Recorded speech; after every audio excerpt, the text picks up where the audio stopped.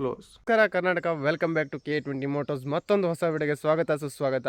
So already ನಾನು ಹೇಳಿದ್ದೆ ನಮ್ಮ ಚಾನಲಲ್ಲಿ ಒಂದು ಹೊಸ ವಿಡಿಯೋ ಬೇಡ, ಅಂದರೆ ಕರ್ನಾಟಕದಲ್ಲಿ ಯಾರು ಮಾಡದಿರುವಂಥ ಒಂದು ಮಾಡಿಫಿಕೇಷನ್ ಮಾಡೋಣ ಅಂತ. ಸೊ ಅದನ್ನು ನಾವು ಮಾಡಿದ್ದೇವೆ.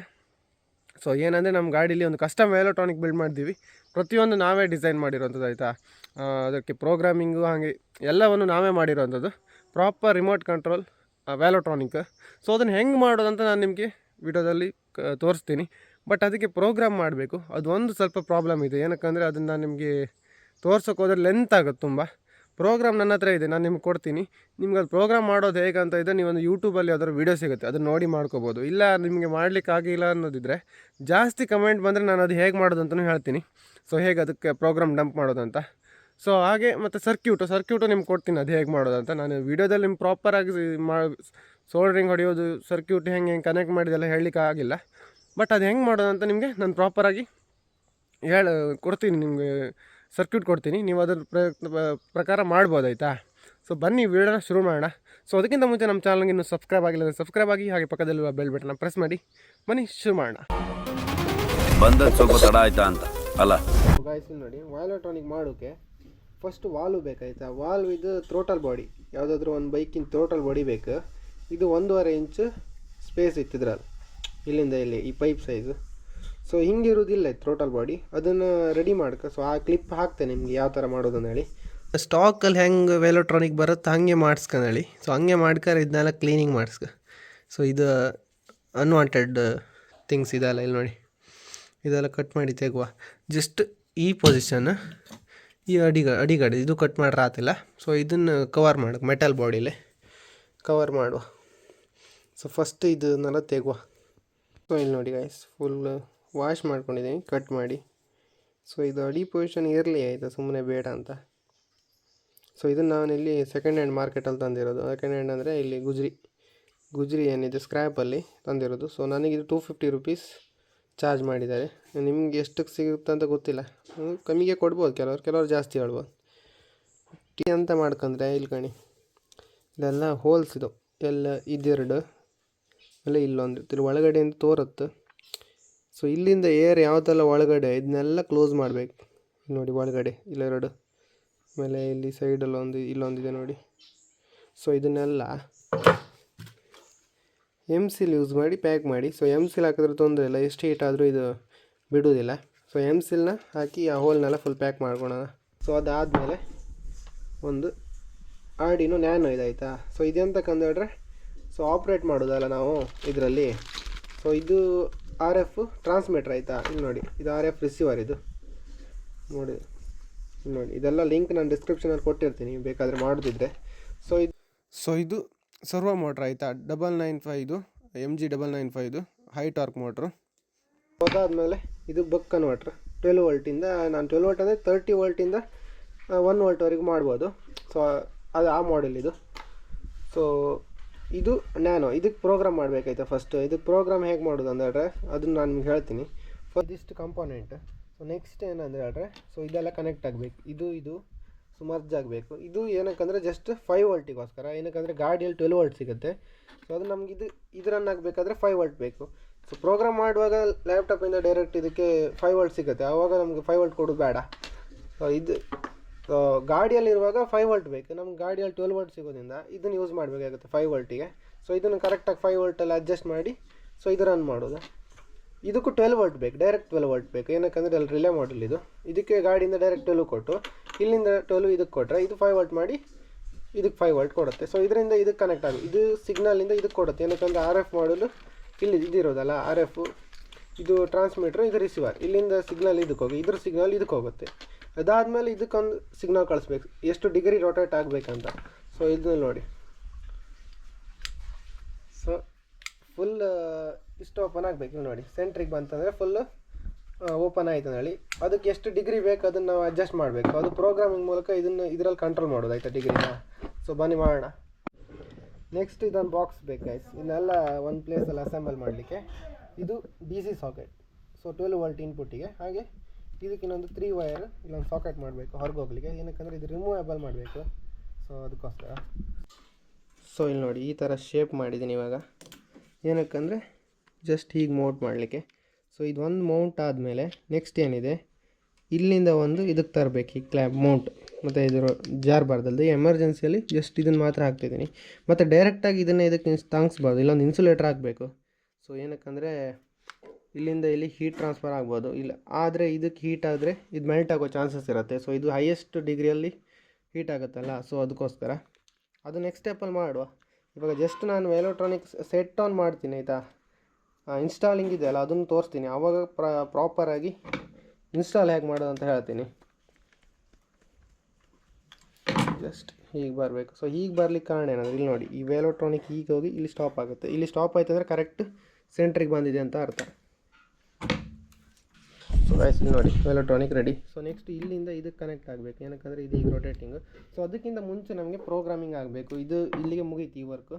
ಸೊ ನೆಕ್ಸ್ಟು ಅಂದರೆ ಇದರಲ್ಲಿ ಹೋಲ್ ಆಗಬೇಕು ಎಲೆಕ್ಟ್ರಾನಿಕಲ್ಲಿ, ಅದು ನೆಕ್ಸ್ಟ್ ಮಾಡೋಣ.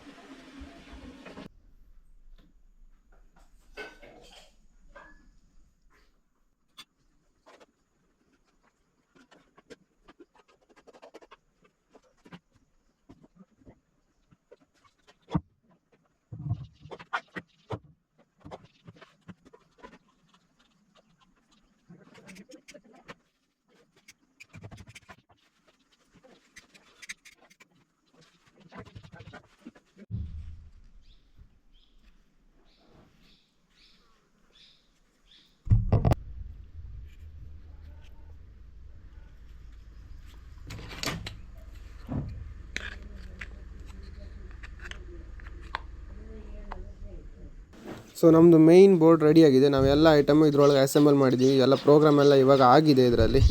ನೋಡಿ ಫೈನಲಿ ನಮ್ಮದು ಎಲೆಕ್ಟ್ರಾನಿಕ್ ಸಿಸ್ಟಮ್ ಆಗಿದೆ.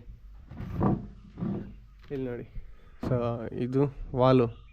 ಸೊ ಇದು ಏನಕ್ಕೆ ಇಲ್ಲಿ ಈ ಸ್ಟೆಪ್ ಯೂಸ್ ಮಾಡಿರೋದಂದರೆ ಇಲ್ಲಿ ನೋಡಿ, ಸೊ ಇದು ಹೀಟ್ ಇಲ್ಲಿರೋ ಹೀಟ್ ಇದೆಯಲ್ಲ ಅದು ಇದಕ್ಕೆ ತಾಗಬಾರ್ದಂತ. ಸೊ ಇದು ಮೋಟ್ರ್ ಇದೆಯಲ್ಲ, ಇಲ್ಲಿ ಓವರ್ ಹೀಟ್ ಆದರೆ ಇದು ಮೆಲ್ಟ್ ಆಗೋ ಚಾನ್ಸ್ ಇದೆ. ಸೊ ಅದಕ್ಕೋಸ್ಕರ ಈ ಇದರಲ್ಲಿರೋ ಹೀಟು ಫುಲ್ ಹೀಟ್ ಇದಕ್ಕೆ ಟ್ರಾನ್ಸ್ಫರ್, ಲೈಟಾಗಿ ಟ್ರಾನ್ಸ್ಫರ್ ಆದರೆ ತೊಂದರೆ ಇಲ್ಲ, ಒಂದು ನಾರ್ಮಲ್ ಟೆಂಪ್ರೇಚರ್ನ ಹ್ಯಾಂಡಲ್ ಮಾಡುತ್ತೆ. ಬಟ್ ಓವರ್ ಹೀಟ್ ಟ್ರಾನ್ಸ್ಫರ್ ಆದಾಗ ಇದು ಮೆಲ್ಟ್ ಆಗೋ ಚಾನ್ಸ್ ಇದೆ. ಸೊ ಅದಕ್ಕೋಸ್ಕರ ಇಲ್ಗಡೆ ಈ ಮೆಟೀರಿಯಲ್ ಯೂಸ್ ಮಾಡೋದು. ಈ ಶೀಟ್ ಹೆಸರು ಮಿಕಾ ಶೀಟ್ ಆಯಿತಾ. ಇದು ನಿಮಗೆ ಎಲ್ಲಿರುತ್ತೆ ಅಂದರೆ ಐರನ್ ಬಾಕ್ಸ್ ಒಳಗಿರುತ್ತೆ. ಸೊ ಇನ್ಸುಲೇಟ್ರಾಗಿ ವರ್ಕ್ ಆಗುತ್ತೆ. ಹೀಟು ಮತ್ತು ಎಲೆಕ್ಟ್ರಿಸಿಟಿ ಎರಡು ಪಾಸ್ ಆಗ್ಲಿಕ್ಕೆ ಬಿಡೋದಿಲ್ಲ ಆ ಮೆಟೀರಿಯಲ್ ಆಯಿತಾ. ಸೊ ಇದು ಸರ್ವೋ ಮೋಟ್ರ್. ಇಲ್ಲಿಂದ ಇದಕ್ಕೆ ಸೊ ಒಂದು ಲೈಟಾಗಿರೋ ರಾಡ್ ಆಯ್ತದೆ, ಸಣ್ಣ ರಾಡು. ಸೊ ಇಲ್ಲಿಂದ ಇಲ್ಲಿಗೆ ಯೂಸ್ ಮಾಡೋದು. ಇದನ್ನು ಪುಲ್ ಮಾಡುತ್ತೆ, ಹಾಗೆ ರಿವರ್ಸ್ ಬ್ಯಾಕ್ ಬಿಡುತ್ತೆ. ಇದು ಅದಕ್ಕೆ ಬೇಕಾದಷ್ಟು ವಯರ್ ಆಯಿತಾ. ಸೊ ನೆಕ್ಸ್ಟ್ ಬಂದುಬಿಟ್ಟು ಮೇಯ್ನ್ ಬೋರ್ಡ್ ಇದು ಕಂಟ್ರೋಲ್ ಆಗೋದು ಇದರಲ್ಲೇ. ಸೊ ರಿಮೋಟ್ ಇದಕ್ಕೆ ಆ್ಯಕ್ಸೆಸ್ ಇರೋದು. ಇದನ್ನು ನೀವು ಲಾಕ್ ಮಾಡಿದಾಗ ಇದು ಲಾಕ್ ಆಗುತ್ತೆ, ಅದು ಕ್ಲೋಸ್ ಆಗುತ್ತೆ. ಇದು ಓಪನ್ ಮಾಡಿದಾಗ ಓಪನ್ ಆಗುತ್ತೆ ಅದು ವಾಲ್ವು. ಸೊ ಇದ್ರಗಡೆ ಎಲ್ಲ ಮೆಟೀರಿಯಲ್ ನಾನು ಫಸ್ಟ್ ಕಡೆ ಏನು ತೋರಿಸಿದ್ದೆ ಅದನ್ನೆಲ್ಲ ಇದರೊಳಗೆ ಇನ್ಸ್ಟಾಲ್ ಮಾಡಿದ್ದೀನಿ. ಹಾಗೆ ಇದನ್ನು ವಾಟರ್ ರೆಸಿಸ್ಟು ಮಾಡಿದ್ದೀನಿ. ಸೊ ಈ ಏನು ಪಾರ್ಟ್ ಇದೆ ಇಲ್ಲಿ ಇನ್ನೂ ಗಮ್ ಹಾಕಿಲ್ಲ, ಇಲ್ಲಿ ನೀರು ಹೋಗುತ್ತೆ ಇವಾಗ. ಬಟ್ ಈ ಒಳಗಡೆ ಏನು ಕಾರ್ನರ್ಸ್ ಇದ್ದಾವೆ ಇದು ಸೊ ಇಲ್ಲೆಲ್ಲ ಗಮ್ ಹಾಕಿದ್ದೀನಿ. ಸೊ ಇದಕ್ಕಿನ್ನ ಇವು ಹಾಕಬೇಕು ಗಮ್ ಆ್ಯಕ್ಚುಲಿ. ಬಟ್ ಸೊ ಇದನ್ನು ವಾಷಿಂಗ್ ಟೈಮಲ್ಲೆಲ್ಲ ಇದನ್ನು ರಿಮೂವ್ ಮಾಡ್ಬೋದು. ಸೊ ರಿಮೂವೇಬಲೇ ಮಾಡಿದ್ನಲ್ಲ, ಸೊ ಇದನ್ನು ರಿಮೂವ್ ಮಾಡ್ಬೋದು ಈಸಿಯಾಗಿ. ಸೊ ಇದಕ್ಕೇನು ಮಾಡಬೇಕಂದ್ರೆ ಇಲ್ಲಿ ನೋಡಿ, ಈ ಜಾಗ ಏನಿದೆ ಇಲ್ಲಿ ಲೈಟಾಗಿ ಗಮ್ ಹಾಕಿ ಈ ಜಾಗಕ್ಕೆ ಮತ್ತು ಈ ಜಾಗಕ್ಕೆ ಗಮ್ ಹಾಕಿದಾಗ ವಾಟರ್ ರೆಸಿಸ್ಟೆನ್ಸ್ ಆಗಿ ವರ್ಕ್ ಆಗುತ್ತೆ. ಸೊ ವಾಟರ್ ಸ್ಪ್ರೇ ಮತ್ತು ನಾರ್ಮಲ್ ಇದಕ್ಕೆಲ್ಲ ತೊಂದರೆ ಇಲ್ಲ. ಬಟ್ ಅಂಡರ್ ವಾಟರ್ ತೊಗೊಂಡು ಹೋಗ್ಲಿಕ್ಕೆ ಆಗೋದಿಲ್ಲ ಈ ಥರ ಮೆಟೀರಿಯಲ್ ಹಾಕ್ಕೊಂಡು. ನೀರು ಒಳಗಡೆ ಇಟ್ಟರೆ ನೀರು ಹೋಗೋ ಚಾನ್ಸ್ ಇರುತ್ತೆ. ಸೊ ಆಗಬಾರ್ದಂದ್ರೆ ನೆಕ್ಸ್ಟ್ ಮಾಡಿಫಿಕೇಷನ್ ಇದನ್ನ ಅಪ್ಗ್ರೇಡ್ ಮಾಡೋದು ಮಾಡ್ತೀನಿ. ಬಟ್ ಇವಾಗ ಜಸ್ಟ್ ಟೆಸ್ಟಿಂಗೋಸ್ಕರ ಇದನ್ನ ಯೂಸ್ ಮಾಡ್ತಾ ಇರೋದು. ಸೊ ಇದಕ್ಕೆ ಪ್ರೋಗ್ರಾಮಿಂಗ್ ಬೇಕಾಯ್ತಾ, ಇದನ್ನು ರನ್ ಮಾಡಲಿಕ್ಕೆ. ಸೊ ಈ ಮೋಟ್ರು ರನ್ ಆಗಬೇಕಾದ್ರೆ ಪ್ರೋಗ್ರಾಮ್ ಬರೀಬೇಕು. ಸೊ ಪ್ರೋಗ್ರಾಮ್ ನನ್ನ ಹತ್ರ ಇದೆ, ನಾನು ನಿಮಗೆ ಬೇಕಂದರೆ ನನಗೆ DM ಮಾಡಿ ಇನ್ಸ್ಟಾಗ್ರಾಮಲ್ಲಿ. ಸೊ ಸೇಮ್ K20 ಮೋಟ್ಸ್ ಅಂತ ಅಕೌಂಟ್ ಇದೆ, ಅದರಲ್ಲಿ DM ಮಾಡಿ, ನಾನು ನಿಮಗೆ ಕಳಿಸ್ತೀನಿ. ಸೊ ಸರ್ಕ್ಯೂಟು ಅದರಲ್ಲೇ ಕಳಿಸ್ತೀನಿ. ಸೊ ಪ್ರೋಗ್ರಾಮ್ ಮತ್ತು ಸರ್ಕ್ಯೂಟ್ ಎರಡೂ ಕಳಿಸ್ತೀನಿ. ಸೊ ಈ ಬೋರ್ಡ್ಗಳ ಲಿಂಕ್ ಎಲ್ಲ ಡಿಸ್ಕ್ರಿಪ್ಷನಲ್ಲಿ ಕೊಟ್ಟಿರ್ತೀನಿ, ನೀವು ಬೇಕಾದರೆ ಬೈ ಮಾಡ್ಬೋದು. ಸೊ ಇದು ರಿಲೇ ಮಾಡಲು, ಇದು ನ್ಯಾನೋ. ಸೊ ಇದು 5 ವೋಲ್ಟ್ ಕನ್ವರ್ಟರ್ ಆಯಿತು 12 ವೋಲ್ಟಿಂದ. ಸೊ ಇಷ್ಟು ಇದ್ರ ವರ್ಕಿಂಗು. ಸೊ ಇದು ಪ್ಲಗ್ ಆ್ಯಂಡ್ ಪ್ಲೇ ಇಲ್ಲಿ ನೋಡಿ. ಸೊ ಇದಕ್ಕೆ ಸೀದಾ ಹಾಕಿದ್ರೆ ಸರಿ. ಇನ್ನೇನಿದೆ, ಇದನ್ನು ನಾವು ಎಕ್ಸಾಸ್ಟಿಗೆ ಇನ್ಸ್ಟಾಲ್ ಮಾಡಬೇಕು, ಎಕ್ಸಾಸ್ಟ್ ಪೈಪಿಗೆ ಹಾಕಬೇಕು ಇದನ್ನು ಫಸ್ಟು ಸೆಂಟ್ರಲ್ಲಿ. ಸೊ ಅದಾದಮೇಲೆ ವರ್ಕಿಂಗ್ ಮಾಡೋದು ಸೊ ವೆಹಿಕಲಲ್ಲಿ, ಅದು ನಾನು ನಿಮಗೆ ನೆಕ್ಸ್ಟ್ ವೀಡಿಯೋದಲ್ಲಿ ಕೊಡ್ತೀನಿ. ಬಟ್ ಇವಾಗ ನಾನು ನಿಮಗೆ ಇದನ್ನು ಟೆಸ್ಟಿಂಗ್ ತೋರಿಸ್ತೀನಿ ಆಯಿತಾ, ಟೆಸ್ಟ್ ಮಾಡಿ ತೋರಿಸ್ತೀನಿ. ಸೊ ಈ ಬೋರ್ಡ್ಗೆ ಸೊ ಇದನ್ನು ಕನೆಕ್ಟ್ ಮಾಡಿ ನೋಡಿ, ಹೀಗೆ ಕನೆಕ್ಟ್ ಆಗಿದೆ. ಸೊ ಆ್ಯಕ್ಚುಲಿ 12 ವೋಲ್ಟ್ ಬೇಕಾಯಿತು ಗಾಯ್ಸ್, ಅಲ್ಲಿ ಲೈಟಿಂದ ತೆಗೆದೆ 12 ವೋಲ್ಟ್. ಇವಾಗ ಸ್ವಲ್ಪ ಡಿಮ್ ಆಯಿತು, ಸೊ ತೊಂದರೆ ಇಲ್ಲ ನೋಡಿ, ಕನೆಕ್ಟ್ ಮಾಡಿದೆ. ಸೊ ಲೈಟ್ ಆಗ್ತಾ ಉಂಟು ಇವಾಗ. ಸೊ ಸ್ಟಾರ್ಟಿಂಗಲ್ಲಿ ಒಂದು ಪ್ರೆಸ್ ಬರುತ್ತೆ, ಜಸ್ಟ್ ನಾರ್ಮಲ್, ಈಗ ಅದೇ ಮುಂದೋಗಿ ರಿವರ್ಸ್ ಬರುತ್ತೆ. ಸೊ ನೆಕ್ಸ್ಟ್ ಇವಾಗ ವಾಲ್ ನೋಡಿ, 2 ಹೋಲ್ ಇದೆ, ಒಳಗಡೆ 2 ಹೋಲ್ ಮಾಡಿದ್ದೀನಿ. ಏನಕ್ಕಂದರೆ ಫುಲ್ ಏರ್ ಬ್ಲಾಕ್ ಆಗಬಾರ್ದು, ಮತ್ತು ಹೈ RPM ಅಲ್ಲಿ ಇದನ್ನು ಯೂಸ್ ಮಾಡಲಿಕ್ಕಿಲ್ಲ, ಜಸ್ಟ್ ಲೋ RPM ಆದರೆ ಮಾತ್ರ ಎಲೆಕ್ಟ್ರಾನಿಕ್ ಯೂಸ್ ಆಗೋದು. ಸೊ ಇವಾಗ ಅನ್ಲಾಕ್ ಬಟನ್ ಇದೆ, ಜಸ್ಟ್ ನೋಡಿ ಅನ್ಲಾಕ್ ಆಯಿತು. ಸೊ ಇವಾಗ ಸ್ಟಾಪಲ್ಲಿದೆ, ಸ್ಟಾಪ್ ಆಗಿದೆ. ಸೊ ನೆಕ್ಸ್ಟ್ ಲಾಕ್ ಬಟನ್ ಇದೆಯಲ್ಲ ಇಲ್ಲಿ ನೋಡಿ, ಆಯ್ತು ಲಾಕ್ ಆಯ್ತು ಇಲ್ಲಿ ನೋಡಿ. ಸೊ ನೆಕ್ಸ್ಟು ಅನ್ಲಾಕ್ ಮಾಡ್ತೀನಿ, ನೆಕ್ಸ್ಟು ಲಾಕ್ ಮಾಡಿದೆ. ಸೊ ಇವಾಗ ಕ್ಲಿಯರಾಗಿ ವರ್ಕ್ ಆಗ್ತಾ ಉಂಟು ಇಲ್ಲಿ ನೋಡಿ.